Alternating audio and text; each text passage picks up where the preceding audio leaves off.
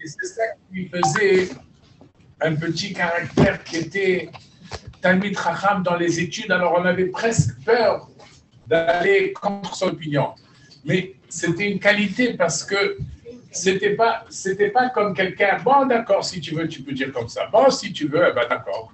Non, il tenait, et rarement il avait tort. Maintenant, son nom, c'est Michael. Michael, c'est le chesed, c'est la bonté. Sar Michael, Mimino, c'est l'épithémie du bien. Ben Abraham, Abraham, c'est Achnasat Orchim. Quand le collège a terminé, il a commencé à enseigner à l'école séfarade et moi aussi, tous les collèges sont partis enseigner. Et quand il était professeur, il recevait les élèves chez lui à la maison. Abraham, il faisait Achnasat Orchim. Michael, le chesed, Ben Abraham, Achnasat Orchim. Et voilà que je rencontre des élèves. Ah, je me rappelle, j'ai mangé chez Rabbi Seraf. Ah, je me rappelle, il m'a raconté des histoires. Ah, je me rappelle, on chantait des chansons à la table de Shabbat. Et c'est ça qui reste avec la personne. Ma zaro bachaim afou bachaim.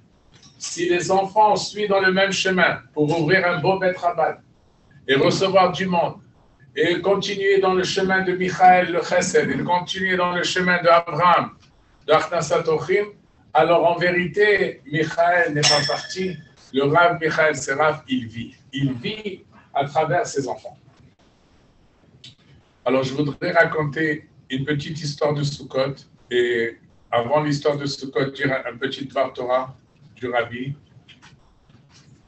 et que Bezrat Hashem, ce Dvar Torah soit l'Ilou Nishmato, que ça, Beganelet Menuchato, que ça apporte à son âme un grand nachat, et que les enfants et la famille sachent qu'ils doivent être fiers de leur papa, et qu'ils doivent être, quand ils marchent dans la rue, qu'ils sachent qu'ils ont une lignée digne de Talmidei Chachamim, comme la Gemara elle dit, des familles qui sont érudits dans la Torah. Le Talmud les appelle Yekiri Yerushalayim, qui veut dire les précieux, les chéris de Jérusalem. Parce que tout celui qui est dévoué à la Torah et au mitzvot et à enseigner la Torah aux élèves, qui sont clés kodesh dans les domaines de religion, Akadosh Baruch Hu les considère comme Ene Haïda, les yeux de la congrégation. Et que Akadosh Baruch Hu, Besruto, il apporte à la famille et à tout le peuple juif, Bezrat Hashem, beaucoup de bracha, beaucoup de santé, beaucoup de mazal, beaucoup de parnassa, beaucoup de nachad. Et que très bientôt Mashiach arrive et qui revient parmi nous. Amen. Alors, on y va, une petite Torah rapide. Baruch haba du Rav Sizé Ladat. Baruch haba, Baruch haba. Il a du retard.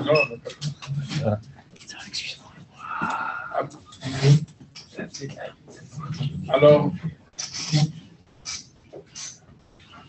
il y a une question qui se pose. Pourquoi est-ce que la fête de Sukkot, on ne l'appelle pas la fête des 4 espèces, la fête du Lulav, la fête du Trog? Pourquoi on l'appelle la fête de Sukkot?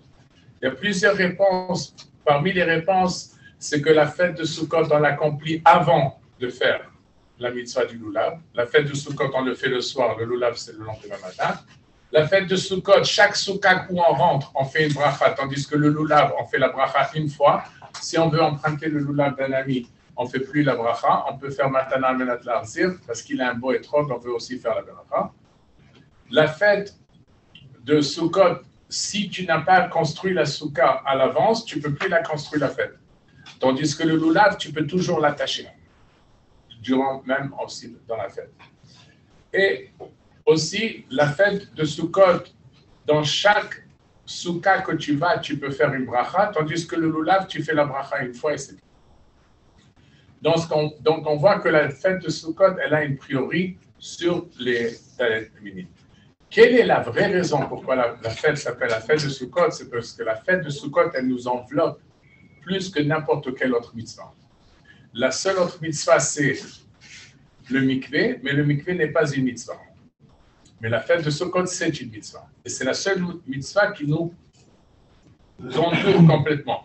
D'ailleurs, c'est écrit dans les Écritures saintes que même la saleté qui se trouve sur nos chaussures, si on rentre avec la boue, même la boue, elle a un zérout.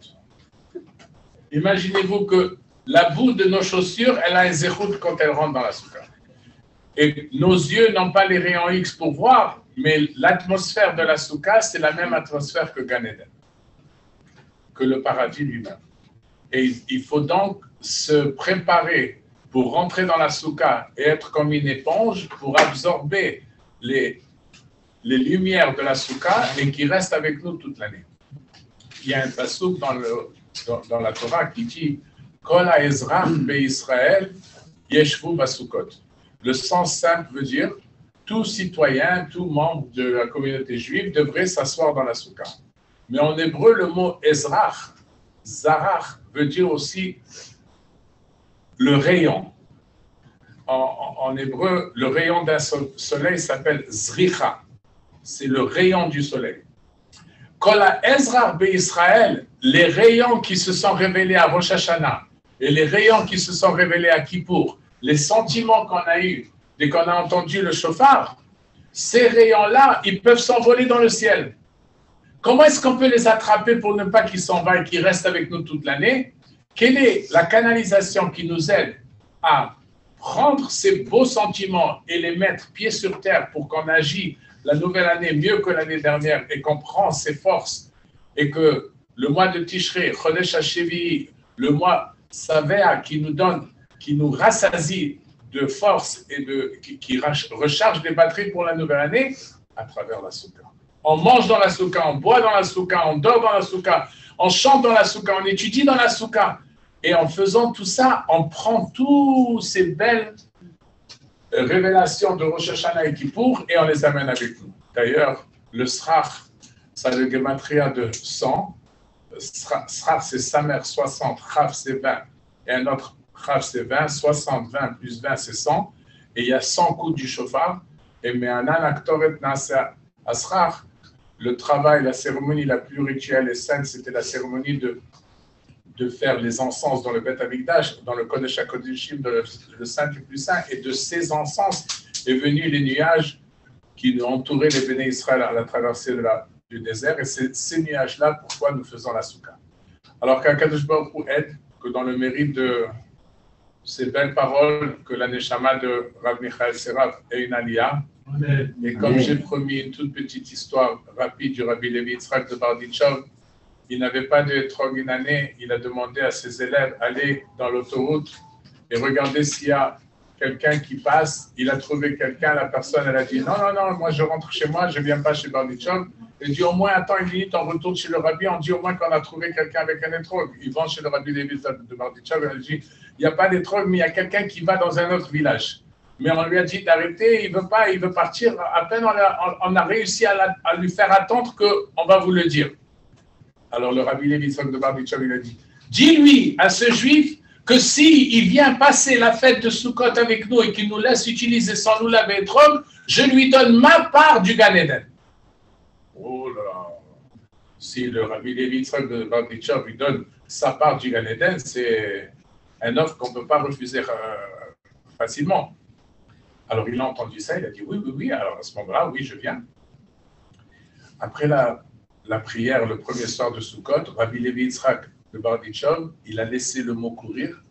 Ne le laissez pas venir dans votre souka, manger dans la souka. Tout le monde est étonné, tout le monde veut avoir un invité, et surtout quelqu'un qui nous a donné la souka. Non, ne le laissez pas venir, non.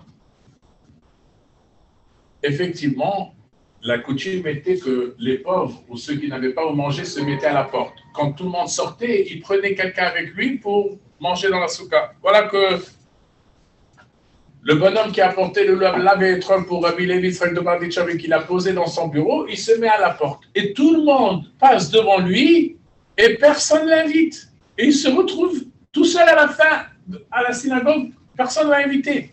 Il dit, mais c'est pas possible, mais qu'est-ce que c'est cette communauté? Je n'ai pas où passer Sukkot, je n'ai pas de souka, je n'ai pas de maison. Alors, il va de souka en souka, il tape à la souka, il dit, excusez-moi, je peux passer, je ne veux pas vous déranger, mais je voudrais qu'un kazaïd mange un petit morceau de pain dans la souka. Ah non, je m'excuse, on a beaucoup d'invités, on ne peut pas. Et tout le monde était mal pris, mais le rabbi avait dit personne ne l'invite. Jusqu'à qu'il est parti de soukha en soukha, jusqu'à qu'il est arrivé à la soukha de Rabbi Levi Yitzhak de Barditchev. Quand il est arrivé à cette soukha, il a dit Rabbi, je m'excuse, mais je n'ai pas où passer la fête. Et je veux faire la mitzvah de Sukkot. Laissez-moi manger un petit morceau de pain. Alors Rabbi Levi Yitzhak de Barditchev lui dit si tu veux venir dans ma soukha, il faut que tu me rends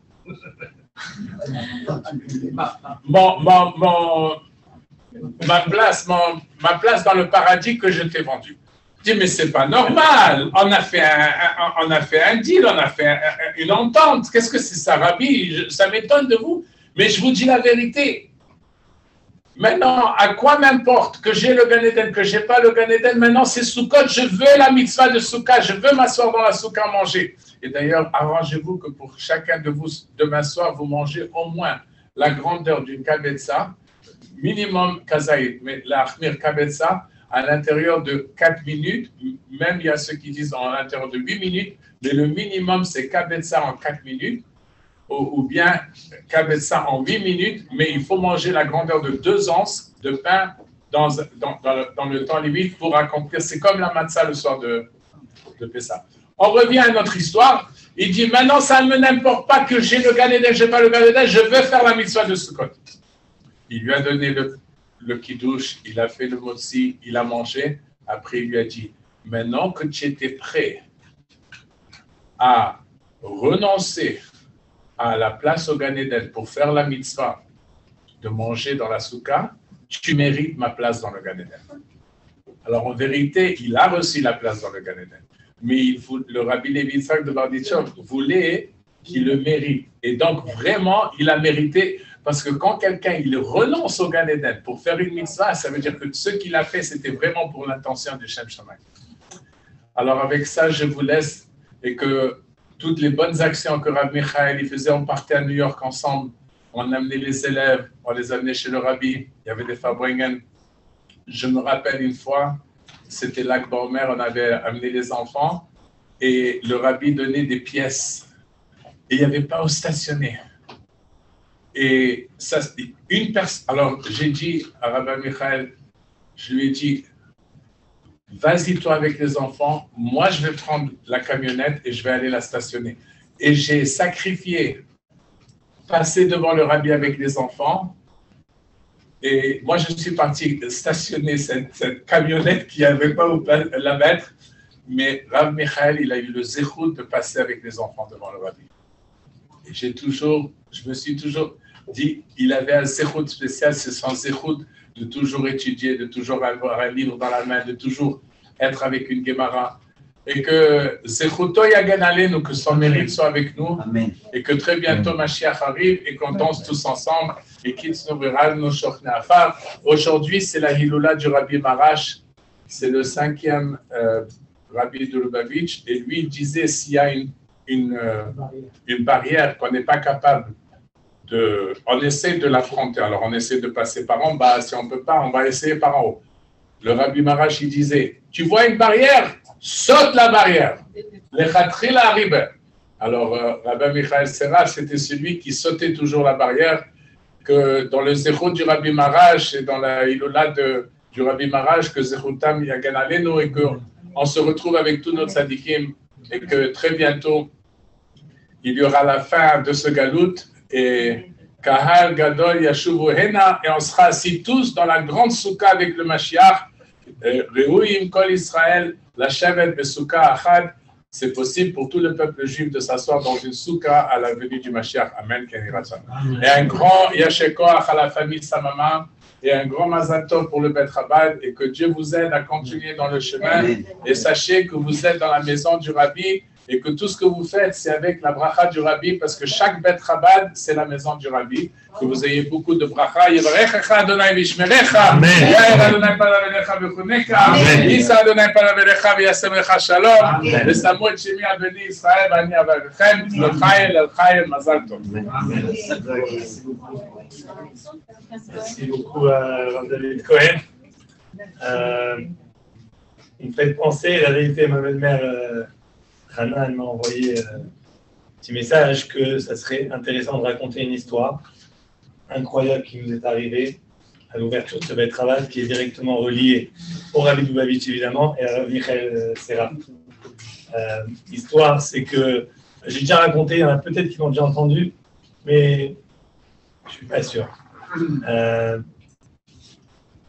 On a déménagé ici en Elul il y a 10 ans, donc juste avant les fêtes. Et quelques semaines après, mon fils il est né, Michael. Donc c'était notre premier garçon. Et donc la Brit Mila et tout. D'ailleurs, David Cohen, si je ne me trompe pas, vous avez dit que vous étiez venu à la Brit Mila il y a 10 ans. Dans la maison. C'est bon, on vous a au moins une fois tous les 10 ans. J'espère que c'est le plus souvent tard. Mais c'était, on venait déménager. Et bon, Hachem, ça fait un garçon qui naît. J'ai 2 filles en premier, donc c'était un grand événement. Et mes parents, donc évidemment mon père et ma mère, ils ont décidé de venir pour la Brit Mila. Mon père, il vient, mes parents, ils viennent. Et quand il vient, il cherche dans ses affaires, il me dit, écoute, d'habitude, quand je vais à une Brit Mila ou à un mariage, un événement, je ramène chaque fois une lettre du rabbi. Et cette fois, j'ai oublié. Trouve une lettre ici. Alors l'histoire, je la raconté quelques fois. Peut-être des petits détails qui sont à réajuster. Assurez-vous, je l'ai enregistré, donc j'ai toujours l'enregistrement pour ne pas que le temps il me fasse oublier l'histoire. Donc mon père qui rate jamais ces trucs-là, il est très organisé, il a des petits ziplocs avec tous les enveloppes et machin. Il me dit, j'ai oublié la lettre du rabbi. Ok, je demande à ma mère, est-ce que vous avez une lettre? Et je pense qu'elle a dit oui. On a une lettre du rabbi. Alors, elle a été chercher une lettre du rabbi. Pendant qu'elle cherche une lettre du rabbi, elle tombe sur $1. $1 très spécial que je n'ai pas ici à la maison. Je l'ai pris comme ça. Pris comme ça. J'ai vu juste le nom de Michael Serra. Elle le prend comme ça au hasard et elle me l'emmène. Et là, quand je lis sur le dollar, c'est écrit, je vous montre là, je l'ai le dollar, c'est écrit Bishvil à Bet Lubavitch à Chadash chez Niftach. En français, pour le nouveau centre Chabad, Lubavitch, c'est la même chose, qui a été ouvert. Et il y a la date. Le problème, c'est qu'il n'y a que le jour et le mois, il n'y a pas l'année. Je crois que c'est Guimalia, si je ne me trompe pas, c'est Guimalia. Et jusqu'à aujourd'hui, le mystère, c'est qu'on n'a toujours pas réussi à retrouver la vidéo où le rabbi donne ce dollar à mon beau-père. Et que mon beau-père, quand il le reçoit, il écrit dessus pour le nouveau Beit Ravad. On sait bien que bon, mon beau-père il était impliqué dans plein de Nifsaïm et tout, mais il n'a pas jamais ouvert un Beit Ravad officiel. Et quand on a reçu ce dollar, c'est ma mâche une semaine après qu'on déménage, enfin peut-être 2-3 semaines, hein, on a vraiment pris ça comme la bracha du rabbi qui est venu à travers mon beau-père Michael Serra. C'est incroyable ce dollar, je l'ai encadré à la maison. Vous lisez dessus, Bishvil Bet Lubavitch à Chadash Niftach. Mystère. J'ai essayé de chercher les vidéos, j'ai essayé de chercher plusieurs vidéos de Yugimelia. Là, pour l'instant, je ne peux pas encore trouver. Je suis sûr que si on cherche bien, on va trouver. Et c'était une histoire incroyable. Et donc, pour dire comment, c'est pas par hasard que voilà, ce soir, on fait les 20 ans ici au Beit Ravad. C'est vraiment une bracha qui est venue du rabbi déjà il y a très longtemps à travers mon beau-père. En tout cas, sur ça, j'aimerais encore une fois remercier Sidney Eladad, Sadi Eladad pour être avec nous ce soir. Personnellement, je travaille toujours à Yavne et chaque fois que je rencontre quelqu'un, il me demande est-ce que tu travailles toujours à Yavne? Je dis oui, pourquoi? Aujourd'hui même, j'ai rencontré, je ne me rappelle plus qui j'ai rencontré aujourd'hui. J'ai rencontré quelqu'un. Il me demande est-ce que tu travailles? Je lui dis oui, moi, travailler à Yavne, c'est l'énergie pour le reste de la journée. Et je suis sincère. Alors, j'enseigne des adolescents, c'est peut-être pas le travail le plus facile, mais j'espère que le bon Dieu me donne la possibilité de jamais arrêter ce travail, parce que c'est vraiment l'énergie, c'est quelque chose qui me motive pour le reste de la journée, la satisfaction d'enseigner à ses enfants, de travailler dans cette école qui est incroyable, ceux qui connaissent l'école Yavne, gérée par le Rav Sadi Eladad. Je ne vais pas commencer à étaler tout. Rien qu'un petit exemple, tous les élèves du primaire, ils ont reçu un loulav et un étrog gratuit à la fête de Soukot. Donc ça, c'est un petit détail de la façon comment Rassadia il gère l'école, et c'est pas juste comment il gère l'école, c'est comment il gère la communauté des gens qu'il fréquente. Et moi qui ai eu la chance d'être quand même assez proche de Ravel Haddad, qui a d'ailleurs supporté de main forte ce Beth Rabbad, on dit Khatsi Shifro Befana. On n'est pas encore à un 5e, à un 10e, mais pour dire qu'on va passer la soirée. Je remercie Rassadia d'être avec nous ici ce soir. Et Rahman avec nous aussi. Ça, c'est un vrai invité, un vrai chèvre qui est venu avec nous. J'aimerais sans plus tarder donner la parole à Rassadia Haddad. J'espère que vous nous racontez aussi des petites histoires sur mon beau-père, parce que moi, je veux savoir plus. Merci. Alors, bonsoir. Tiens, Batari. Oui. Il est là.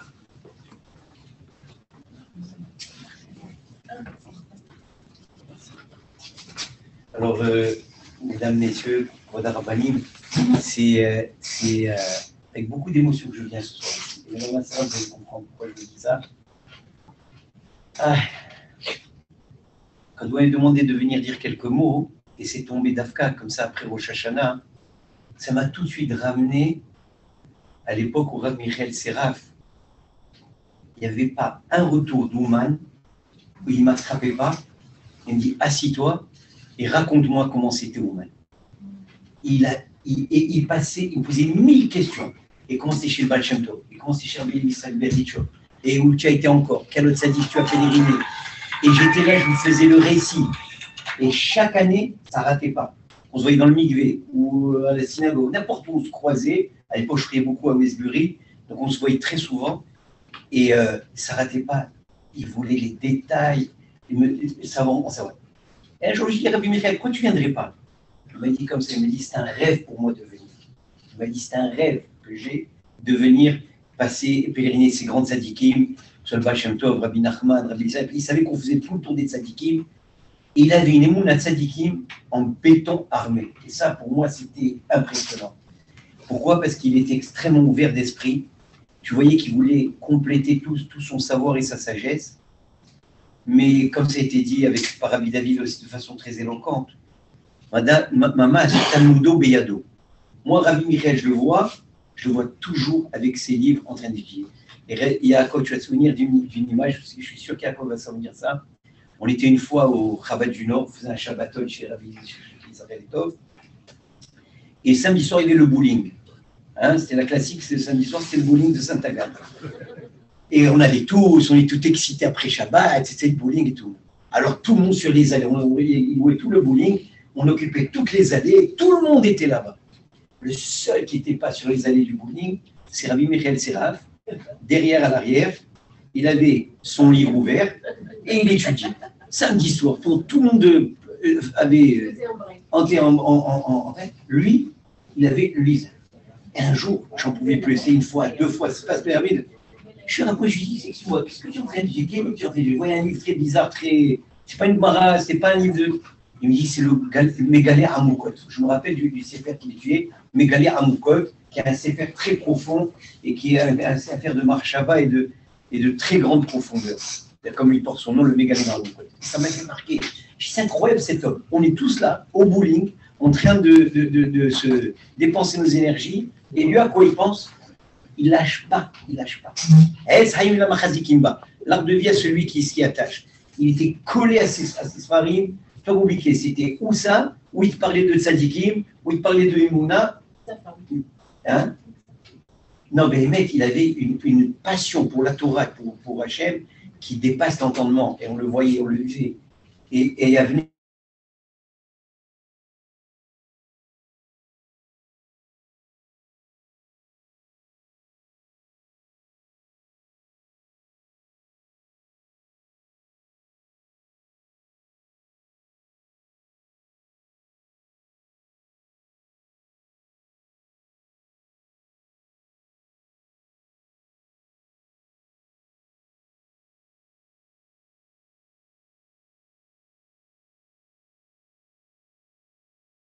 j'avais décidé, pour mousser un peu le limoud à Côte-Saint-Luc, j'avais loué à Bedrambam, j'avais pris toute la place de Bedrambam, il n'y avait pas les bancs, Alors j'avais pensé comme ça, je mettais des grandes tables rondes tout autour, et à chaque table, on mettait un rave qui venait et qui enseignait quelque chose. Je dis, Rabbi Michael, ça ne te dérange pas de venir enseigner? Il m'a dit, avec plaisir. On était 3 fois par semaine. Il venait, il avait sa table on avait des groupes de Chumash, des groupes de Mara, des groupes de Chassidut, de Halakha. Je vous dire quelque chose. Il y avait plusieurs rabbinim qui venaient, c'était genre open style comme ça, et chacun choisissait le rav et le sujet qu'il veut. C'était à la carte. Celui qui était le plus cavois, celui qui était toujours là, qui ratait jamais, c'était Rabbi Michael Serra.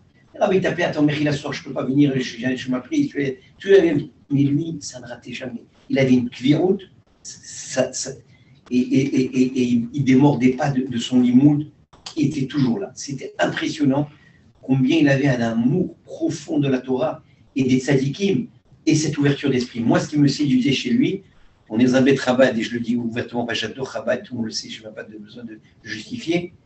Mais ce qui me séduisait chez lui, c'est il voulait en savoir tout. Il voulait en savoir Chabad et plus.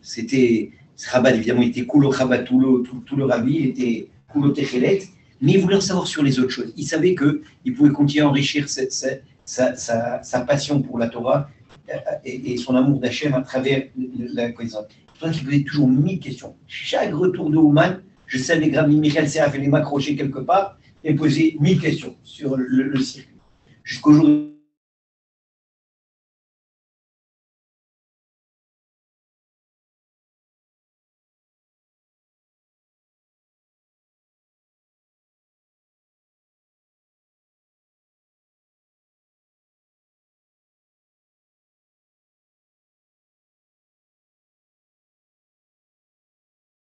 je me rappelle, on l'avait invité pour un gala de Yavne.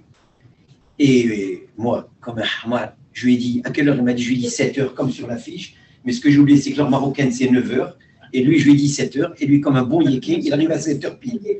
Je le regarde, on était là, imagine, le Tamid Racham de la ville, même du cas d'Amérique, je ne sais pas, on peut qualifier avec Sprung, c'est un géant de tous les géants. Il arrive à 7h, la salle, elle est vide. Et moi, je me retouche, qu'est-ce que je fais avec lui tout ce temps-là?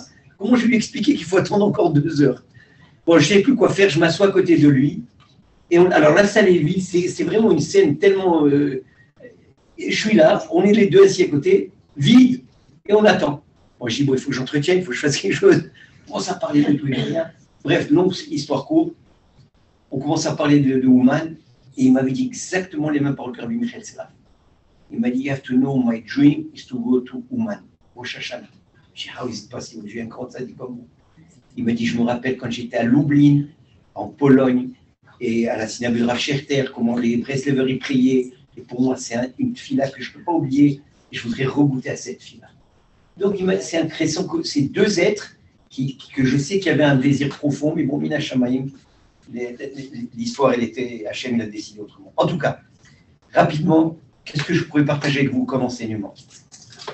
Je suis sur un thème, je suis sur un drive depuis Rosh Hashanah, et on va tout relier avec Sukkot, Bezrat Hachem, et soyez patients et tolérants avec moi.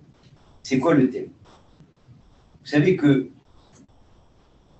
on sait tous que notre rôle, c'est de donner du kavod à Hachem. Oui. Et on est venu ce soir donner du kavod à la mémoire de Rabbi Michael Serra. On est là pour lui redonner le kavod qu'il mérite à cette sainte Neshama. Et de l'autre côté, on dit qu'il faut donner le kavod aux parents, il faut donner le kavod à Shabbat, il faut donner le... Il y a beaucoup de kivud qu'on doit faire. Maintenant, le mot kavod, à chaque fois que je l'entends, moi, j'essaie de le raffiner et de dire en quoi consiste le kavod. C'est quoi le kavod? Évidemment, le kavod ultime, c'est le kavod Hachem. Oui, on s'entend très bien. Mais il y a une Mishnah, à la fin du Perkei Avot, qui m'a toujours extrêmement dérangé. Je ne sais pas si vous, elle vous dérange ou pas. Il y a le Perkei Avot ici, dans ce corridor-là. Et à chaque fois, je la lis, je me dis, purée, il y a quelque chose qui ne va pas dans ce texte-là. Il dit comme ça. C'est la dernière Mishnah de tout le Perkei Avot. Kol ma shebara kadosh baruch hu be'olamo, lo berao et la nirvodo. Tout ce qu'Hachem il a créé dans ce monde, il ne l'a créé que pour son kavod. Shenema, kol nikra bishmi nirvodi berativ, tout ce qui est appelé en mon nom, c'est pour mon kavod que je l'ai créé. Et tzativ arasiv, Hachem l'ornabaye. Ici, Hachem il se présente Tu sais, j'ai créé tout ça pour mon kavod. À chaque fois, je dis ça, je dis, purée. Et je comprends pas. Qu'est-ce qui attend de nous, Hachem? Que nous, on se diminue dans notre kavod, parce que, juste pour vous enseigner quelque chose, dans la Torah Vav, une Torah très importante, l'écouter moral que Rabbi Nachman nous demande d'étudier tout le temps au Rosh Hashanah, il commence par ça, il dit comme ça, chaque homme a l'obligation de diminuer son kavod personnel, et augmenter le kavod Hashem.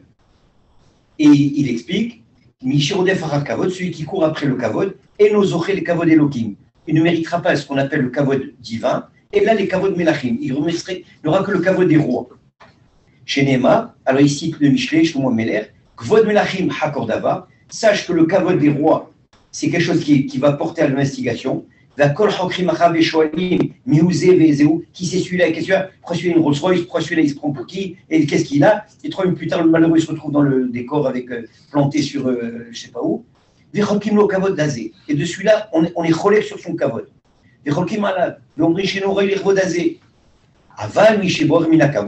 Et celui qui se sauve du kavod, chez Mimad Birvod Asmo, qui diminue son kavod personnel, ou Marbe Birvod Amakom, qui augmente le kavod de Kadosh Baruch Hu, Azayhu Zoché le kavod de Elohim, lui il méritera le kavod de Elohim, et sur ça, Shlomo Melech dit, c'est un kavod qui ne sachera pas. Alors je m'explique. Je vous ai lu rapidement, mais je vais expliquer. Ce que la Torah nous demande, le Khamim nous demande, c'est qu'on doit donner du kavod à Hachem et diminuer notre kavod. Et la preuve, voilà, je vous ai dit ici Mishnah, où Dieu dit tout ce que j'ai fait, c'est pour mon kavod. Moi, quand je lis ça, et je lis bêtement en première lecture, je me dis, on a affaire à qui? Un dictateur, à quelqu'un qui vient dire, oh, c'est moi le patron ici, hein. Le chef des talibans, c'est moi. Et vous me respectez. Et celui qui ne me respecte pas, à la bonne, vous allez voir ce que je vais lui faire. Je vais le tard.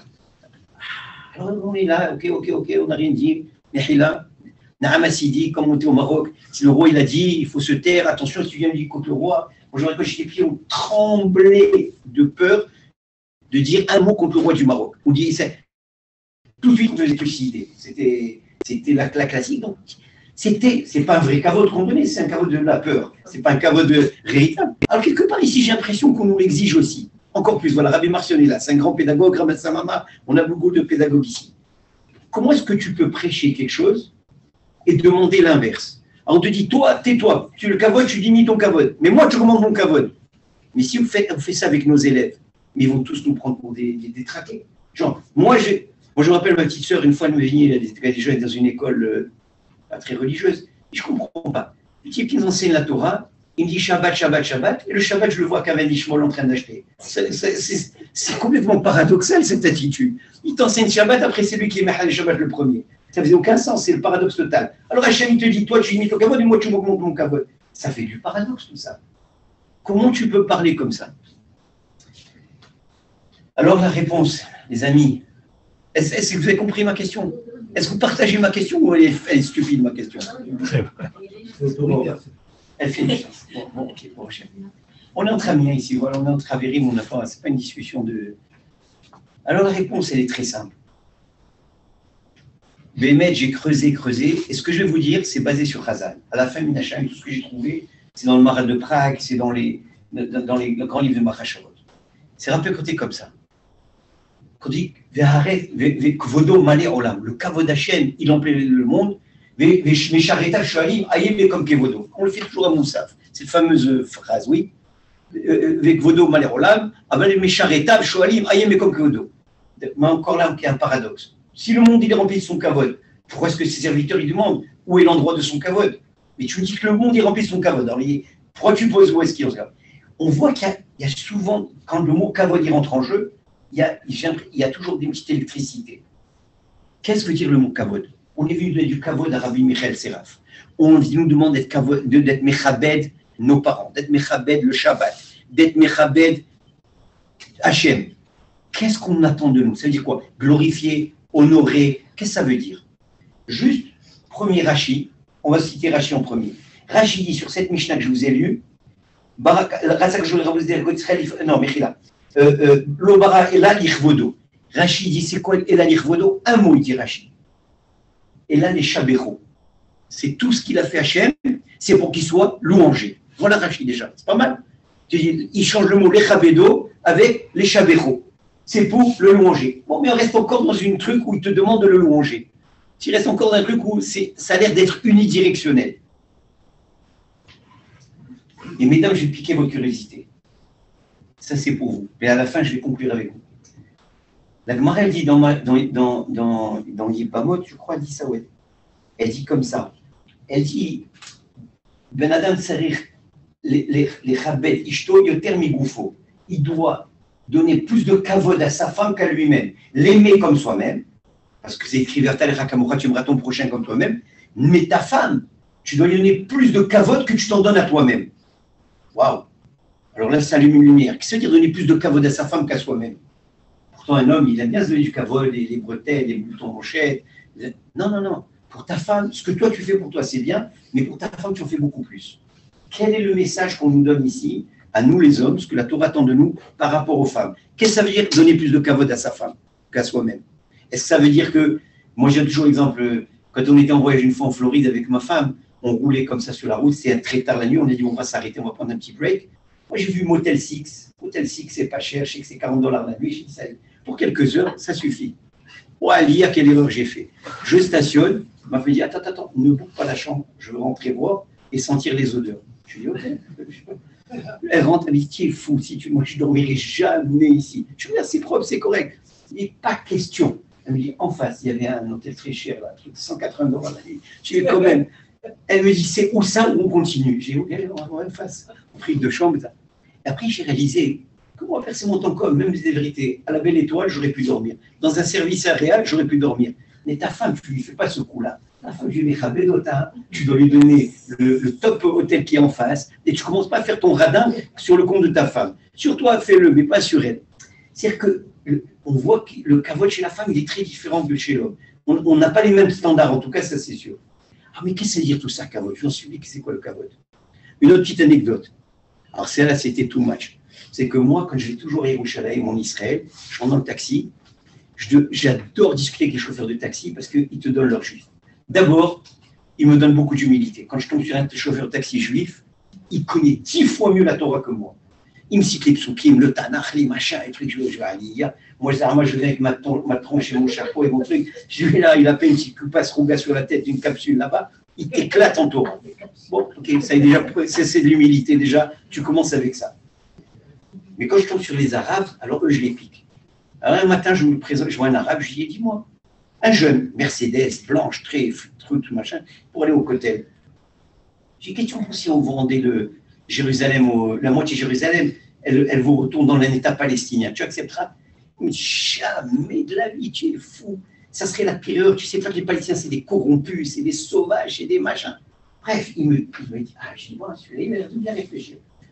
Le lendemain, je retourne à un chauffeur de taxi, encore un arabe, mais cette fois un vieux. Je repose exactement la même question. Il me dit quoi? Mais bien sûr, il faut retourner aux Palestiniens. Et si, mais tu vas perdre ton taxi, tu vas perdre tout ton truc, ils vont tout te piquer. Tu sais que c'est. Il m'a dit, je m'en fous, je suis prêt à tout perdre. Mon taxi, ma maison, vivre dans un état totalitaire et qui m'écrase. Alors je dis, pourquoi? Je dis, pourquoi tu es prêt à tellement te sacrifier? Regardez la réponse du vieux. Il me dit, le kabod. Je dis, je ne comprenais pas, il dit quoi? Le kabod. Finalement, le kavod. Je dis, ah ouais. Je dis, quel kavod? Il m'a dit, depuis que les Israéliens ils ont pris le contrôle, maintenant, tu parles à haute voix devant ta femme, elle prend le téléphone, elle appelle la police et hop, en prison. C'est-à-dire maintenant, je ne peux plus frapper ma femme tranquillement.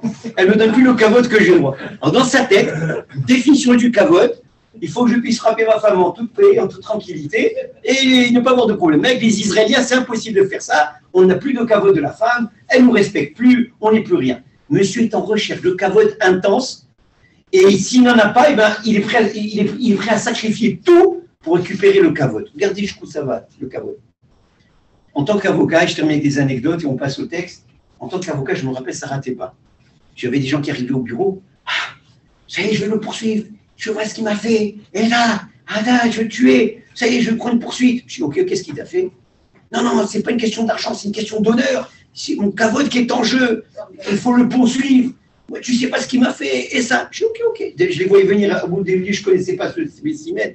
Mais vite, j'ai commencé à les capter. Je dis, pas de problème, mon frère, je suis à $300 de l'heure. Ça va à peu près 200 heures. On part de $60 000 de frais de. bon, écoute, tu sais quoi, laisse-moi réfléchir, je reviens plus tard. Mais je voyais quand il s'agit que quelqu'un était touché dans son honneur, dans son kavod, il était prêt à sacrifier sa vie pour se venger et pour en vouloir à l'autre. Donc le kavod, c'est pas que rien. On va augmenter la question. On dit que toutes les neshamot, elles viennent mitachat kisei hakavod. Toutes les âmes, elles viennent en dessous du kisei hakavod. Donc le kisei hakavod, c'est la source de l'âme. Donc tu me touches à mon âme, tu touches à ma vie. Donc on commence à comprendre un petit peu le mot kavod. Je vous dirige dans une piste. Et finalement, donc, quelque part, on essaie de comprendre. Et pour qu'on ait avec Sukkot, c'est tout le lien de Sukkot, c'est quoi? Zecher, Hanane, Hakavod. En souvenir des nuages de gloire. Hanane, Hakavod. Tout Sukkot, avec les Avaminim, avec tout ce qu'on va faire, et la Simpra, Bet HaShoeva, tout ce que tu veux, tout ça, ça se regroupe à Zecher, Hanane, Hakavod de Aaron HaKohen. Alors, c'est quoi le Kavod? C'est quoi le Kavod? Alors, je vais vous inviter, on va changer le mot kavod avec un mot. C'est quoi ce mot? Parce que quand on le traduit par honneur et par gloire, on se plante. Il ne veut rien dire. Vous savez qu'après, il faut le changer, ce mot-là, le traduire? Presque. Avec le mot existence. Quand quelqu'un demande du kavod, c'est qu'il demande à exister. Et là, on va mieux comprendre ce qu'Hachem veut de nous. Quand un jour il nous dit « donnez-moi du kavod », donnez-moi de l'existence. Laissez-moi exister dans votre réalité. Arrêtez de m'ignorer. Arrêtez de me mettre dans des placards. Arrêtez de fermer les églises et que ce monde où je disparaisse, et l'espace public et l'espace privé, et que je n'existe plus dans le cœur de personne. À chaque fois que vous allez prendre le mot kavod, vous le rencontrez, je vous invite à le faire cet exercice. C'est à chaque fois que vous allez rencontrer le mot kavod, kavod égale existence, égale donne-moi une réalité dans ton espace. Ne m'ignore pas. Quand j'ai parlé du kavod de la femme, on commence par le kavod de la femme. Qu'est-ce qu'une femme, elle dit? Qu'est-ce que les familles te disent? Ta femme, fais-la exister. Ta femme, elle l'a dit. La Gemara dans ma Sechet Kiddushin dit Isha et la Koretet Brit et la Imbala. Une femme, elle ne vit qu'accrochée des paroles de son mari, de l'alliance qu'elle a avec son mari. Elle est exclusive à lui. Elle n'a de regard que pour lui. Elle s'en fout si la perruque, elle plaît à la belle-mère, à la tante et au cousin. Ce qu'elle veut être sûre, c'est son mari à qui elle plaît. Parce qu'elle n'existe que dans les yeux de son mari. Ma femme toujours me dit une expression. Love is in the eye of the beholder. Vous connaissez cette expression? Moi, c'est ma femme qui m'apprend l'anglais, alors je répète comme un peu. Donc ça veut dire quoi? C'est-à-dire que l'amour n'existe que dans les yeux de celui qui la regarde. La femme aussi, c'est pareil. Elle a besoin du kavod de son mari, que ça veut dire qu'elle a besoin que son mari lui donne existence. C'est pour ça que la femme, vous allez retrouver toujours. Tous les problèmes de Shalom Bayit que je travaille, et que ma femme et moi travaillons ensemble au prochain, c'est « il ne me donne pas de considération ». Voilà le mot-clé des femmes aujourd'hui. Il ne me considère pas, il ne me calcule pas. BMS, j'ai une jeune fille, maintenant ça fait 1 an qu'ils sont mariés, elle veut divorcer, elle est au bord du divorce, elle dit, il ne me considère pas, comme si je n'existe pas dans son univers.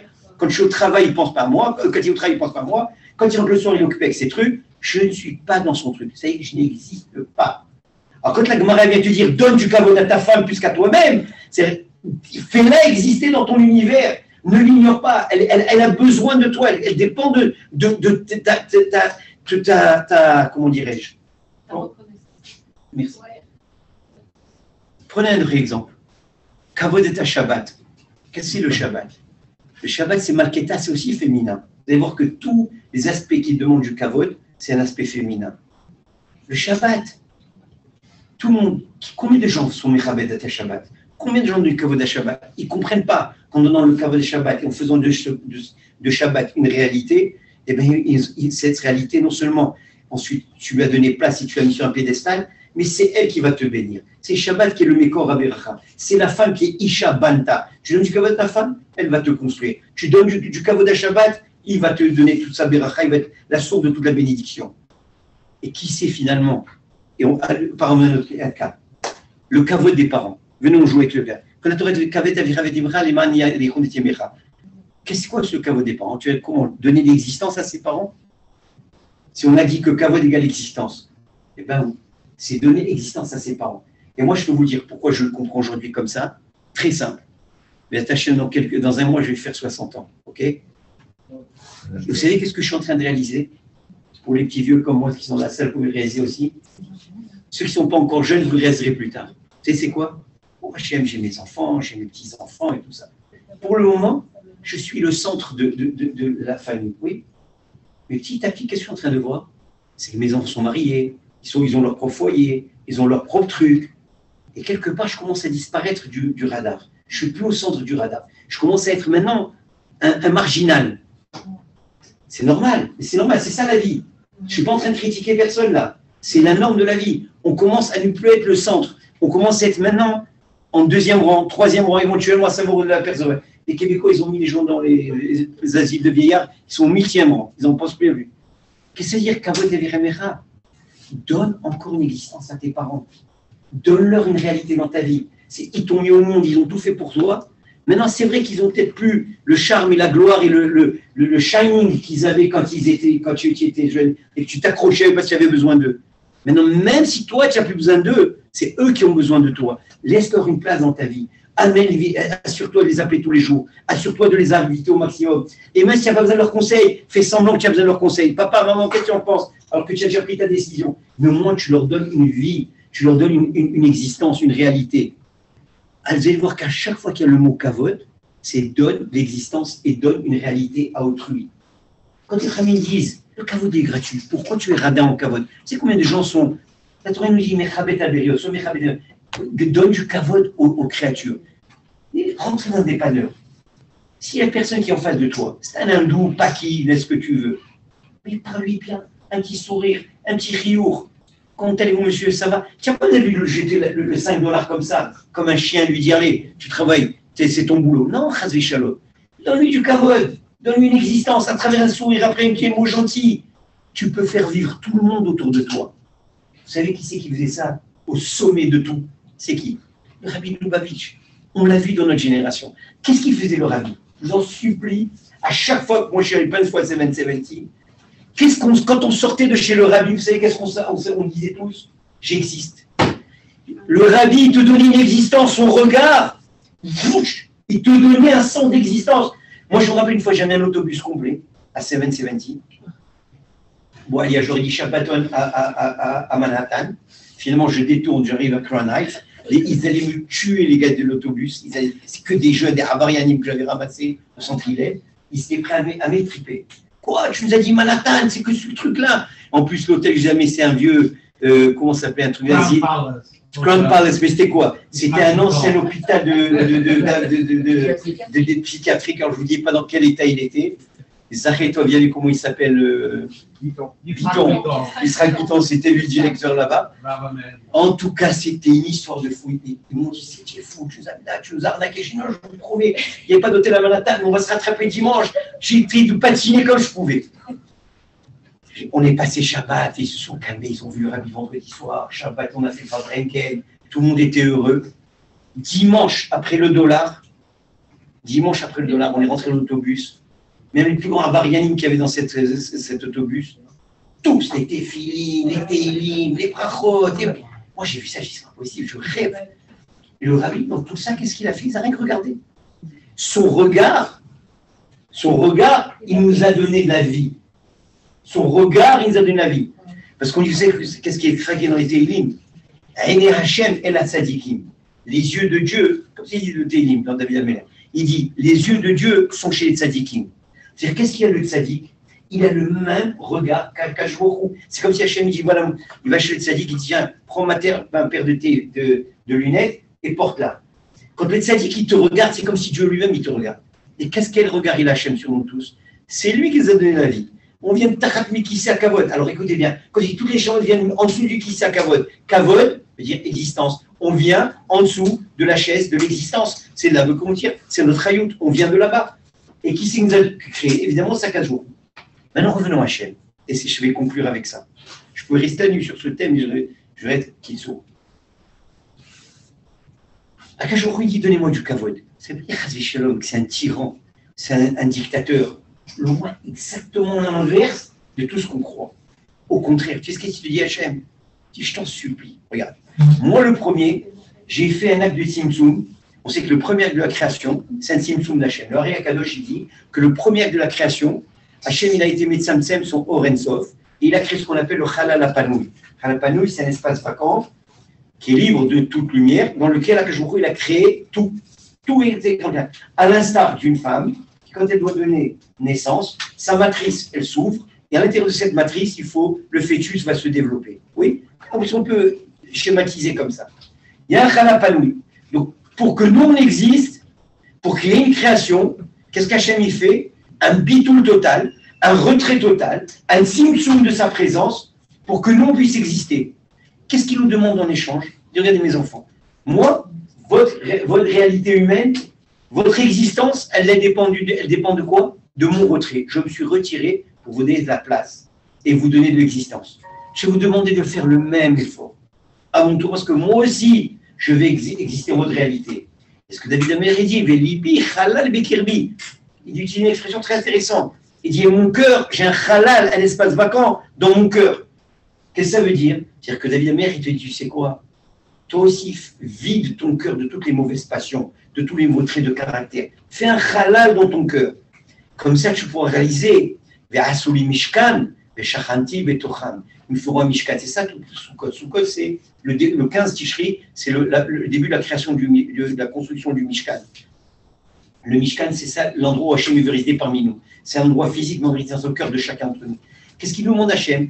Qu'on fasse un retrait et qu'on lui laisse un espace, un lieu d'existence. Betocham, pas betocho, la betocham. Donc exister à l'intérieur de chacun d'entre nous. Comment il peut exister sinon on lui fait cet espace? C'est pour ça que la mida, que la chassidoute, elle n'arrête pas de mousser et de nous vendre, c'est la mida du bitoul, c'est la mida de la hanava, c'est la mida de savoir se retirer et donner l'espace à Hachem, de se sacrifier, de faire un effort toujours pour Hachem. Et c'est ça qui nous est demandé. Quand nous, on travaille sur nous, cette mida de hanava, cette mida de bitoul, on fait ce retrait, alors on donne une possibilité à Hachem d'exister. C'est ça donner du kavod à Hachem. Le kavod à Hachem, c'est de l'avoir partie de notre être. Et je termine avec ça, regardez, écoutez bien ce qu'il dit Rabbi Nachman. Pour moi, je vis avec ça tous les jours de ma vie et j'espère ne jamais l'oublier. Et ça, c'est un fondement extraordinaire. Il dit, je passe très vite, je vais aller directement au but. Il dit comme ça. Veikar Yahdout, écoutez bien, l'essentiel de la Yahdout, du judaïsme, Urak Eler Betmimut Upshitut, c'est d'aller avec simplicité et avec intégrité. Blishum Chochmot, sans aucune sophistication intellectuelle. Ou l'istakel bechodavar sheosé, et que de voir que dans toute chose que l'on entreprend, Shiyesham Hashem Yitbarach, que là-bas se trouve Hashem. Il dit, les Helka Yahdout, c'est de s'assurer que quand tu penses, tu parles et tu agis, assure-toi que Dieu est là-bas avec toi. Shiyesham Hashem Yitbarach. Velivli le'ashgiach klal al kvodo asmo, et ne pas chercher en aucune façon son propre kavod, sa propre existence. C'est retire ton existence, kaviachol, si on peut dire ainsi, pour laisser l'existence à l'autre. Qui c'est qui a fait ce pas de façon incroyable? C'est bon, Moshe Rabbeinu, c'est le Hanav par excellence, mais qui avant Moshe Rabbeinu a démontré une Hanava et un bitoul total? Yitzhak Avinu, Akedat Yitzhak. Il était prêt à donner sa vie pour les. C'est pour ça que ce n'est pas un hasard, c'est aux Khamim, ils ont décidé tous les matins de nous faire lire Akedat Yitzhak au début de la prière. Tous les matins, tu te rappelles le Korban d'Israël. Qu'est-ce qu'il y a à quoi se rappeler tous les jours? Parce que ça, c'est l'aspect, c'est le Messire Nefesh par excellence. C'est la Hanava par excellence, c'est le Bitou. Je suis prêt à redonner mon âme à Kadosh Baruch. Quand Hachem, il voit cette attitude, tu sais, tu me laisses la place. Rak Inyesh Vezek Vodashim Balach Yahase. Et ce qu'il dit Rabbi Nachman, il sache, à chaque fois que tu dois te poser une question, tous les jours de ta vie, pose-toi une question. Pareil, tous les jours, tous les instants. Est-ce que si je fais ça ou ça, ça sera le kavod Hachem? Alors, ça veut dire quoi le kavod Hachem? Est-ce que je vais révéler Hachem? Est-ce qu'il y aura la guilou de sa malchoute? Est-ce que je vais laisser Hachem être révélé ou je vais le garder dans le placard comme ils font les goïms et l'enfermer? Vous croyez que les goïms, ils ont fait tout ce qu'ils font? À cause de ça, ils ne veulent pas d'un Dieu à qui il faut rendre des comptes, à qui il faut donner un cheshbon. Toute la fête de Sukkot et de Kippour de passer, elle est basée sur le Erevra, la faute du Erev et du Chet Haïgel. Le Chet Haïgel, c'était on évacue Hachem, après on se désigne un veau d'or, on dit Elokecha Israël. Pourquoi? C'est facile. Un veau d'or qui n'a pas de compte à lui rendre, il est facile à gérer. Mais à Kadosh Baruch Hu de Asmo, tu ne peux pas jouer cette carte. C'est lui qui te donne la vie, il t'a donné ça in trust, il est en train de voir comment tu vas la gérer cette vie. Maintenant, si tu la gaspilles, il la reprend. Alors, c'est ça tout le point. Le point, c'est donner du kavod Hachem et ne pas le rejeter. Et si Hachem n'est pas révélé dans ton action, dans ta parole, ta pensée, action, alors ne fais pas. Une personne qui réfléchit comme ça, elle ne trébuchera jamais. Ça veut dire quoi? C'est-à-dire, Hachem, il nous supplie, les amis. Je termine avec cette idée simple. Hachem nous supplie. Laissez-moi exister dans votre cœur. Laissez-moi exister dans votre maison. Laissez-moi exister avec vous quand vous êtes dans la voiture. Parlez-moi. Au lieu d'écouter la radio et la météo que tu as écouté 30 fois déjà, tu sais combien de fois il va faire le demain matin? Ça y est, tu l'as écouté. Les stupidités. Prends le temps, parle-lui, adresse-lui, chante-le, louange-le. Prends le temps de vivre une relation avec lui. Tout le but de la Torah, c'est d'avoir une relation avec Hachem. C'est d'être un avec Hachem, d'avouer qui m'Hachem, d'avoir ce sentiment d'unité avec Hachem. Et c'est ça qu'Hachem est en train de nous dire. Arrêtez de m'ignorer. S'il vous plaît, continuez, donnez-moi du kavod. C'est donnez-moi une réalité. Donnez-moi une existence dans votre vie. Que je fasse partie de vos smachot, que je fasse partie de votre vécu. Parce que moi, j'ai tout mis de côté pour vous donner une existence et une réalité. Faites ce que moi j'ai fait, émulez-moi, et faites la même chose. Et ça, c'est le cas. Et c'est ça aussi, donc maintenant on revient au terme avec Soukot. C'est ça tous les années à Kavod. Tout lien de Soukot, il est venu réparer la faute du Hegel. Le Mishkan, c'est la réparation de la faute du Hegel. Le Hegel, c'est l'évacuation d'Hachem. Nous, les Israël, on fait exactement l'inverse. Les Goïms, ils évacuent Hachem. Nous, au contraire, toute la journée, on essaye de révéler Akadosh Baruch Hu dans le monde et de montrer qu'il est chez Viti Hachem Negditamid, qu'Hachem il est partout. Là où tu te tournes, à droite, à gauche, comme la chanson, Hachem is here, Hachem is there, Hachem is here. On veut montrer qu'Hachem il est partout, il remplit malé, Kvodo malé à Olam. Alors Kvodo c'est quoi? Son existence, elle remplit le monde. Il n'y a plus de questions après, ça y est, c'est lui l'existence par excellence. C'est lui, le Chaya Chaim. C'est lui qui donne la vie à tout. Alors maintenant, quand on a compris ça, il faut rien qu'ensuite passer à l'action. Et savoir, je te pose une question le matin. Le matin, tu es au lit, il fait froid, tu n'as pas envie d'aller au minyan. Qu'est-ce que je fais? C'est quoi le kavod Hachem? C'est que j'ai au minyan ou pas? Ah, c'est simple, c'est que dire kavod.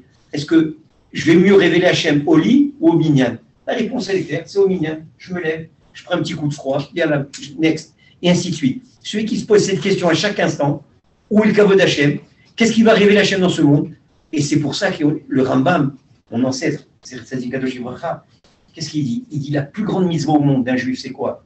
C'est Kiddush Hachem, et la pire Avera, c'est Chilul Hachem. Chilul Hachem, c'est du mot halal, c'est-à-dire évacuer Hachem, de sortir de la photo. Et Kiddush Hachem, c'est donner une réalité. Bezrat Hachem, ce que je peux vous dire de façon évidente, c'est que Rabbi Michael, on est venu ce soir, c'est-à-dire donner le kavod à cette Neshama sainte, c'est lui redonner une existence, une réalité parmi nous. Et c'est très bien que vous avez fait cette initiative. Parce qu'en le rappelant, en faisant cette Hiloula, parce que vraiment, c'est un tzaddik, et cette soirée, elle mérite le titre de Hiloula, de Rabbi Michael Seraf, qu'est-ce qu'on est venu tous faire maintenant? Lui redonner une place dans notre cœur. Si on avait oublié, ben on le réintègre. C'est comme si on fait un nouveau downloading. C'est qu'on lui permet encore. Et voilà, on est parti, quand il a dit il y a nos 10 ans, on n'aura pas tant de 10 ans. L'année prochaine, on se retrouve, et encore, au Bess Hachem, on fêtera sa Hiloula. Et c'est ça qui donne une réalité et une mémoire et un kiyum à la chose. Et notre devoir, c'est d'honorer les êtres chers, d'honorer les disparus, c'est de les honorer toujours à chaque fois, maintenant on a compris le mot kavod, c'est-à-dire leur donner une place dans notre réalité et les faire vivre parmi nous. Voilà ce que ça veut dire honorer quelqu'un, lui donner une place d'existence. On doit le faire pour ceux qui ont quitté ce monde et pour tous les gens autour. Vous allez sortir, il y a la femme qui nettoie le plancher. Madame, merci beaucoup, je m'excuse, je vous ai truc, j'apprécie beaucoup ce que vous faites. Excusez-moi. Tu lui donnes un kavod. Tu l'as fait vivre, cette madame malheureuse. Elle travaille $12 de l'heure, être en train de se transpirer comme une chenza, mais donne-lui son petit kavod. Qu'est-ce que tu perds? On voit la différence dès qu'on dit un mot. Bien sûr, les gens, et c'est pas de la chanoufa, c'est pas de la tartinade, sans tomber dans la tartinade et dans les faux compliments, les faux trucs. Non, avec une écoute à Tova, il faut repérer le bien chez la personne, ce bien, tu le mets en valeur et tu lui dis, et tu lui donnes de la chayout, tu lui donnes de la vie, tu lui donnes une existence. Et c'est ce que tout le monde réclame. C'est que mon Rav Basri, je n'oublierai jamais, on marchait un Shabbat, écoutez la raza, je crois que Rabbi Zalmi, je l'ai déjà dit ça. On marchait un Shabbat, et il m'a dit, tu sais, la majorité des gens, qu'est-ce qu'ils font comme erreur dans l'éducation? Il m'a dit, ils ne donnent pas de kavod aux enfants. Parce que tout le monde a l'impression, mais quoi, tu vas donner un kavod à un enfant? Et c'est un minus, c'est un HTP. Quel kavod tu vas lui donner? On est tous comme ça. Mais il a dit, c'est tellement faux. Tu n'as aucune idée combien un enfant a besoin de kavod, a besoin de sentir que tu es là, tu mets Chabedoto, tu lui donnes la force, tu lui donnes l'existence, tu lui donnes du courage, tu mets en valeur ses points positifs. C'est ça qui va le faire grandir. C'est ça qui va l'amener à développer son potentiel. Et là, les gens, ils pensent à l'inverse. Il y a ce petit carotte. Quelle carotte? Ah oui, si j'ai le grand rabbin qui vient chez moi à la maison, vous voyez, je vais être Mechabedoto. Comme ça, Rav Sitruk, une fois, il avait dit. Il a dit, bande de tipchim, comme ça, il avait dit. Il a dit, vous recevez un grand rabbin, vous faites plein de kavod. Vous croyez, c'est ça, Sarnasatolchim? C'est pas du tout ça, parce que c'est lui qui vous honore en venant chez vous. Quand vous avez un grand rabbin qui vient chez vous, là, que ça vient passer un autre pas de Shabbat, c'est lui qui t'honore. C'est pas toi qui lui donne le Sarnasatolchim. C'est ce qu'il dit, la vraie Sarnasatolchim, c'est quoi? Quand il y a le ripou de la synagogue que personne ne veut inviter, et qu'il n'y a personne qui veut venir chez lui, qui a envie d'inviter, et que toi tu le fais, et tu l'amènes à ta table, et tu lui donnes, et tu le sers, et tu lui donnes un bon sourire, tu lui redonnes de la vie. Ça, c'est la mitzvah de Achnasat Orchim. Ça, tu viens d'être Mekayem, la vraie mitzvah de recevoir quelqu'un. Pourquoi? Tu as donné la vie à quelqu'un que personne n'a envie de voir et d'inviter, de connaître et de savoir, et savoir de quoi il a mangé, de quoi il a l'air, même s'il a l'air tout ce qu'il a l'air. Un dolog. Et bien, c'est ça la Torah. Et le rabbi, je ne dis pas ça stam parce que je suis dans le Bet Rabbah, je le pense profondément. C'est comme ça que moi j'ai fait comme match avec le rabbi. C'est ça sa puissance, son regard, ses paroles. Toujours, comme tu viens de dire, le underdog, le petit, celui qui est en bas, qui sent moins que rien, hop, il savait le remonter. Et lui redonner toute la chachivout et tout le truc. Et ce n'est pas de la chanoufa. Ces gens peuvent dire, oh, c'est un compliment bidon. C'est pas vrai, c'est vrai. Chaque mot, il était pesé, il valait son peu d'or, mais il te donnait ce sentiment, j'existe dans les yeux d'un tzaddik. Alors, je suis quelqu'un, finalement, on me donne. Vous savez combien de gens, moi, tous les jours m'appellent et ils me disent, tous ceux qui sont tombés dans les drogues, tous ceux qui sont tombés dans le truc. Moi, je venais en route, maintenant, qu'est-ce qu'il me dit? Il me dit, écoutez, il a 24 ans, 25 ans, il habite le Canada, il est retourné en Israël, tout ça. Qu'est-ce qu'elle me dit, ma fille? Elle me dit, papa. Je dis, qu'est-ce qu'il pense? Je peux me dire son nom, évidemment. Mais il dit, il pense que son père l'a abandonné quand il était jeune, que sa mère ne l'a jamais aimé. Il n'existe pas. Il n'a pas d'existence. Parce qu'il sent que personne n'a jamais aimé cet homme. Alors c'est vrai, c'est pas vrai. Mais il s'est fait en tout cas cette image maintenant. Il faut casser cette perception, casser maintenant et lui redonner une vitalité. Alors, Bezrat Hashem, si on sort, si on veut être entouré des Aner Kavod qui représentent le Tsem de El Menuta, comme dit le Zohar Kadosh, c'est ça la Emouna. Tzadik be Emouna Toyichye. C'est quoi la vraie vie du Tzadik? C'est la Emouna. Et la Emouna, c'est quoi? C'est le Kavod. C'est quoi le Kavod? C'est l'existence. Si on veut vraiment faire la mitzvah de Souka, vous savez c'est quoi? Ce soir, demain matin à la Bosma, on trouve des gens qui n'ont pas passé Souka, des gens que personne n'a invités, des gens qui n'ont pas de Souka, des gens qui n'ont ni l'Olav ni Etrog, qui n'ont rien, qui sont démunis. Quand le Rabbi Lubavitch a envoyé 5000 shlichim dans le monde, c'est pour qui il les a envoyés? Pour les. On dit un agneau et la bédarat. Il n'y a pas de agneau plus que dans le darat. Quand Zalmi, tu viens ici et tu fais le travail que tu fais, et tu réunis toutes ces neshamot, je disais Chaim Nachman en route, tu ne peux pas imaginer le srout qu'il a Rabbi Samama. Il est venu dans un endroit, un désert, et petit à petit, tu le vois en train de fleurir ce désert, un petit oasis, et ça commence à pousser, et ça commence à. Pourquoi? Parce que le Rabbi t'envoie un shlichut pour que tu dises à un juif, Baruch Hashem Shoasani Goy, tu as une valeur, mon fils. Tu n'es pas n'importe qui. Tu n'es pas un numéro parmi d'autres numéros, un numéro d'assurance sociale, un numéro de plaque d'immatriculation. Tu vaux plus que ça. Asher Bachabanu Nikolamim, Natananu Torato. C'est ça le message qu'on donne au Israël. Et là, tu lui redonnes une existence, un sens, une réalité. Et tu viens de changer toute sa vie, toute sa perception de qui il est et de son yichus et à qui il appartient. C'est ça qu'on va faire tous. Bémet, d'ici demain, soit, ça sera trop tard après, c'est de voir qui on peut faire entrer sous Natsuka, qui on peut rentrer sous les ailes de la Shekhina, qui on peut rentrer dans le monde de la Emouna, et lui dire tu existes mon frère, viens, assis-toi et attaque-toi avec nous. Allez, bon Radonai, les Olam, Amen, vers nous.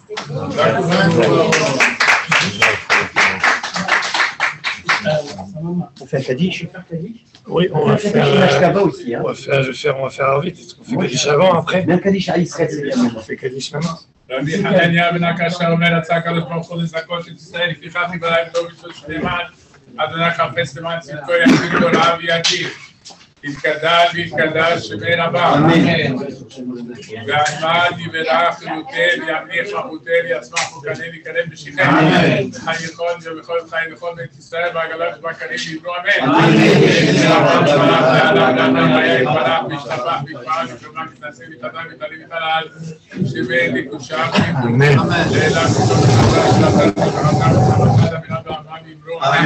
על ישראל ברב תמיד יום והכל תמידי תמידי ידי ועשירי ועשתה כנשתקתי ואחרי זה ולבחרתה ואתה יהלנה על הונכון של המח עינה וחיסדה וחיי הליכן וזודי הליכן וקדם מקדם עבור לשמעיה וערב יבנו אמן יש של המלאכה ונשמעיה וזמננו והכל ישראל יבנו אמן עושה שלום תבלומה וברחמה ועושה שלום עלינו והכל ישראל יבנו אמן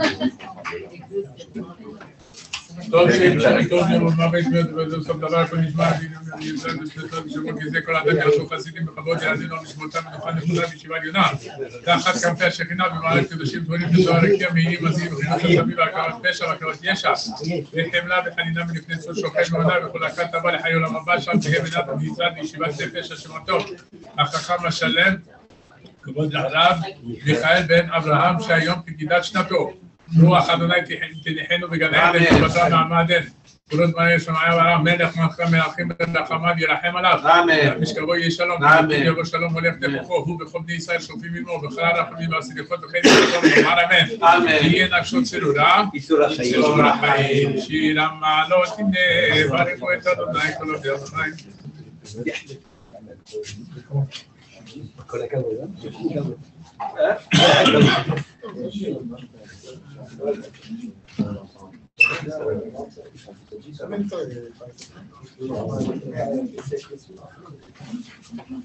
C'est qui fait tu veux faire?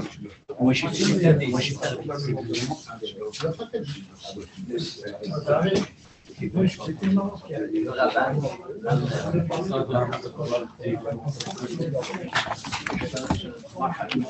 Ça ne peut pas éteindre ce truc. C'est qui regarde? La soeur de Vora et notre Esther. Very nice. Thank you for sharing, guys. Who's here?